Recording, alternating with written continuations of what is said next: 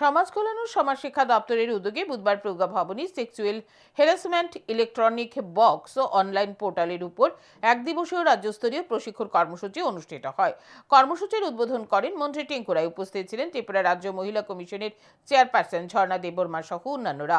এই দিনের কর্মসূচির উদ্বোধনী অনুষ্ঠানে বক্তব্য রাখতে গিয়ে মন্ত্রী টিঙ্কু রায় বলেন, মহিলারা যেন তাদের কর্মসংস্থানে আত্মসম্মানের সাথে কাজ করতে পারে, তার জন্য এই দিনের প্রশিক্ষণ কর্মসূচির আয়োজন করা হয়েছে। বর্তমান সরকারের সময়ে ব্রিটিশ আমলের শ্রম কোডগুলি বাতিল করে নতুন 4টি শ্রম কোড চালু করা হয়েছে। নতুন শ্রম কোড অনুযায়ী সম কাজের জন্য পুরুষদের পাশাপাশি মহিলারাও সমবেতন পাবে।